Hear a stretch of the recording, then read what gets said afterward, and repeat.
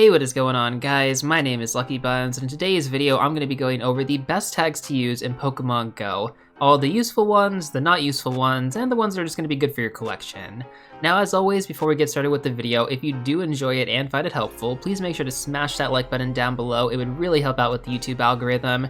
And if you want to see more Pokemon Go videos like this in the future, make sure to hit that subscribe button as well and turn on the bell notification. And with that being said, let's go ahead and get started. Now, the first thing that I would like to go over is what exactly are tags in Pokemon Go, for those of you who are a little bit unfamiliar with this feature.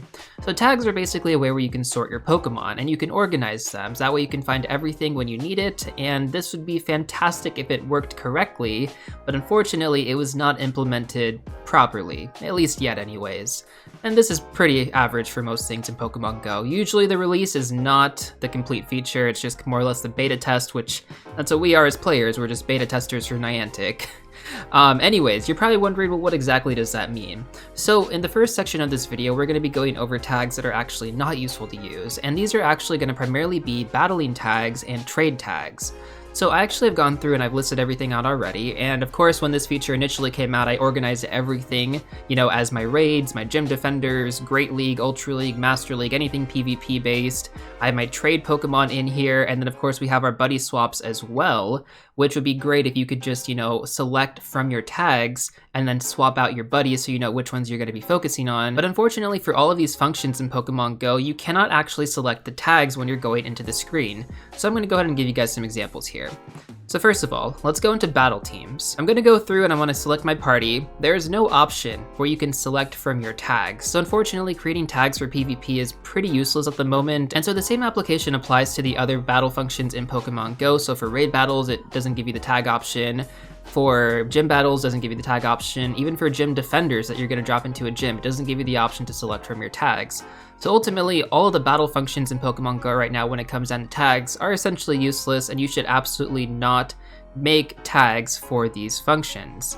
So as you can see here, I'm going to be deleting everything just to showcase all the tags that ultimately I can't even use. I mean, it's cool to sort everything, guys, don't get me wrong, and I hope that at some point in time we are going to be able to use these, but as of right now, at the current time that I'm filming this video, we cannot use any of these functions. And additionally, for trade Pokemon, there is a bad glitch where if you trade a tagged Pokemon, it messes up your app or something like that. I'll leave an article in the description below that kind of goes over that in specific detail, because it's I don't know, it's really, really messy. The idea behind this is don't trade Pokemon with tags on them.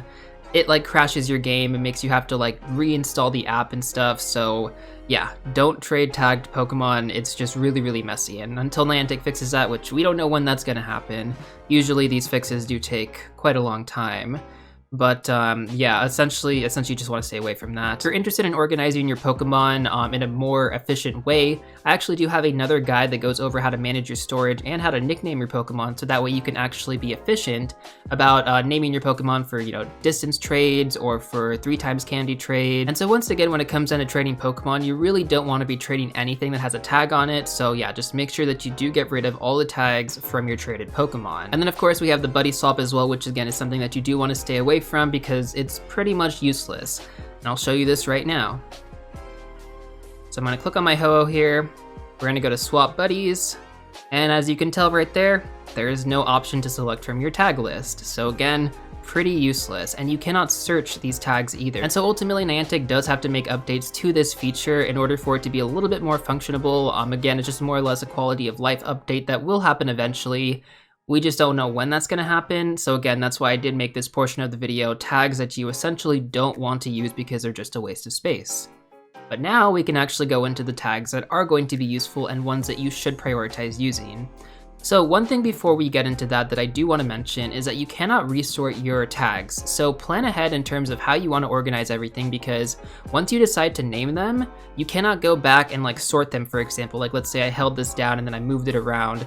Unfortunately, that feature is also not implemented yet, but I do believe at some point in time it will be, because it seems kind of non-beneficial to make all these tags and then not be able to move them around as you kind of choose, right? Anyways, though, with that in mind, let's start going over the useful tags that you should be using in Pokemon Go. So the first one is going to be Mass Evolve for XP. So ideally, Pokemon that you want to add in this sort of section is going to be Pokemon like Caterpie, Pidgey. We can add some in here as well just to give you guys a good example. So we're just gonna select everything. Select a few Caterpie here. All right, that should be solid, and boom. So now when you go to do your mass evolutions for XP, you can literally just come into this section, click on Mass Evolve XP, and boom, you can just evolve like that. And that way everything is sorted, so you don't have to keep going through and figuring out, oh, like which Pokemon should I be mass evolving right now? Everything's already in there. So yeah, super beneficial. Now the next one is going to be Evolve Good IVs. So this one actually used to get me a lot in the past because I always forgot like which Pokemon I should be keeping to evolve. I always tend to mark them every now and then, but I don't know which ones I do want to evolve. So I'll show you all an example right now. Once again, click that little Pikachu in the bottom left corner. And so we can sort by recent here. So I do have some Pokemon. This Drillbur is a great example. Let's see what else I got. Lickitun's another solid example. What else do we have here? Not too much overall, but those are pretty solid for this example by itself. Again, you just want to put the Pokemon that are ultimately going to be something that you do want to evolve in the future. And you know, I could even say that Lickitung is not one of the Pokemon that I do want to evolve, so I can remove it. And we'll just keep that Drillbur in there because that one is pretty good IVs. And again, this is just a good way to have everything organized in one section. That way, when it comes down to when you're on a Lucky Egg, you don't have to be searching around your entire Pokemon storage. You can just go to your tag and be like, all right, everything that I need is already here. Now our next tag is going to be Evolve Community Day, which essentially, as the tag kind of explains, it's your Pokemon that you ultimately want to evolve on Community Day. This is really useful for your Pokemon that you collect throughout the year for December Community Day, as we now know is going to be the current year and the year before. But this way you can keep everything, you know, stored and ready so that whenever that day does come around, you are good to go. And you don't have to go through and search from your Pokemon and be like, oh, which one should I evolve? Should I evolve this one for PvP? Should I evolve this one for raids? Everything is already in this tag, ready to go, and you can evolve in a moment's notice. Next up, we have ×2 candy transfers. So I just called it ×2 candy because ×2 candy transfers is too long for this. There is, of course, a character limit on these search tags, so you can't just name it whatever the heck you want. Has to be within that limit. So a good example here is going to be legendary Pokemon. During double candy transfer events, it is always a fantastic idea to have your legendary Pokemon ready. So for example, I already have some Terrakion saved here. We're just gonna put them in there, and now when the next double candy transfer event happens, I am good to go and I can just transfer those within a moment's notice. Our next tag is going to be power-ups, another fantastic search tag to use, so this one is going to be really, really beneficial. It's always great to power up your lucky Pokemon because they do cost half the amount of the regular Stardust amount that it would normally cost to power them up. So again, a good example here, let's select that Eevee. What else do we have? Another Eevee, fantastic IVs. We have a pretty good IV Timber right there. Another Drillbur. Where's my Alolan Grimer here? I know that I do have one. It is a shiny Lucky. There it is, perfect. So boom, I have all my Pokemon that I ultimately do want to power up at some point in time in the future. Of course, I don't want to power them up right now, but let's say, for example, I get a power up quest, I can get some extra items or some extra Stardust from doing it. And yeah, everything is good to go right there. Next up, we have TM Frustration. So, you know, again, if you are having a certain Pokemon, and Machop is a fantastic example, which I will use here, you want to save them for that TM Frustration event. I tend to mark the ones that have already been TM'd with this little star icon next to the end of the name, and this way it just indicates, okay, I've already TM'd Frustration on it. But for example, this Machop on the other hand, I have not TM'd Frustration off it yet. So when that next event happens where we can TM Frustration, and again, this did happen very, very recently, so I don't expect one for a while. But either way, when that next event does happen, I'm going to be ready with all my Pokemon that are either going to be really good for raids or for PvP that currently have Frustration on them. Next up, we got Purify, another one that kind of falls into that shadow category, so let's see here. Zubat would be a fantastic example of Pokemon that you would ultimately want to save to be purified in the future. For those of you that are going for level 50, there is going to be a portion of that grind where you will have to purify a bunch of Pokemon. So start saving up those Zubats. It only costs 1,000 dust to purify them, opposed to the regular 3,000 or sometimes even 5,000, depending on the Pokemon that you're going for. So yeah, very, very useful to have all those kind of sorted out. Next up, we got PvP Potential. So I tend to use Go Stadium for my PvP IVs when it comes down to the calculations, and then I usually mark them as rank something. So let's see what we got here. We have an Alolan Grimer. It's pretty good for Great League right there. I do tend to mark everything accordingly. Let's see, we got a Machamp right there. And again, these are Pokemon that are either not going to have been evolved yet, or are just not powered up yet, or don't have the secondary charge move. I have a rank 1 Beedrill right there, fantastic. I also have a Shadow Beedrill. I have a pretty good rank Croagunk. We have a pretty solid rank Gyarados over there. So that's pretty solid just for the example here. So these are Pokemon that have the potential to be PvPmon in the future. I just haven't invested in them yet. It's always good to have everything marked, guys, just so that you know what you have to work with. Again, it's kind of a pain to have to go through every single Pokemon and just check their IVs all the time. Now, I was originally going to talk about the level 30 to 35 Pokemon, but unfortunately, because the trading functionality still isn't fixed in Pokemon Go when it comes onto the tag feature, I'm actually going to go ahead and get rid of this tag right now. This will be more useful in the future when we can actually trade these tagged Pokemon properly, but as of right now, that one actually is still going to be on the not useful list, so that one kind of slipped past my radar there. Anyways though, let's go ahead and dive into the collection aspect when it comes to the tags. Now these aren't going to be particularly useful to use, but they are going to be, well, I guess you could say they could be useful in some aspects, but for the most part they're going to be a great way to show off your collections. So, first one we got is Living Dex. Pretty standard. You have a Bulbasaur here, Ivysaur there, Venusaur there. Boom, you got the whole Bulbasaur family right there. That's probably the most basic collection tag that you could be using. Next up, we got our Shiny Dex. So I actually already organized my Shiny Pokemon using the nickname strategy, so we'll go ahead and search for them right now. I can add them all in there, including the costume Pokemon, or costume Shiny Pokemon. Next up on our collection list, we got our Shadow Dex. So just gonna type in Shadow here. And Shadow Pokemon is something that I personally do collect. So we'll just get all these nice Pokemon added to our Shadow Dex right there. Got a lot of work to do in this one, but ultimately it will come together really nicely. Next up we got our Lucky Dex. Again, pretty straightforward. Add them respectively, and you're good to go. Next up we got our Costume Dex, and I do believe Costume is searchable. So you can add them respectively depending on what you got here. There's so many different costume Pokemon in the game, guys. Seriously, it's hard to keep track of everything. But yeah, as you can tell right there, just add them respectively. Next up, we got our Hundo Dex. For those of you who don't know about the search function, just type in 4 and the little star right there. Whoops, totally messed up. Don't forget to hit that little Pikachu on the bottom left. All right, then you just want to type in 4 star, and it pulls up all of your Hundos. So I already have 2 Hundo Charmanders there, not going to select that second one. We got the Charizard, Blastoise, Butterfree, Pidgeot family.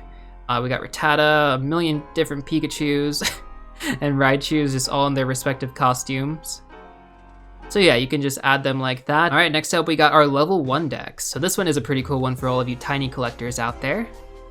Let's sort by, I actually do have them marked. Although I don't really tiny collect anymore, I do know a ton of people who do collect level 1 Pokemon. So right there, got my level 1 Dex. Male and female, tons of different versions of Pokemon. Wobbuffet is a great example here. I always forget to click on the Pikachu. Don't forget to click on that Pikachu. Wobbuffet's a great one. You know, you have the male right there, you have the female right there. Oh, we got our Unknown Dex next. All right, you guys about to see my Unknown collection.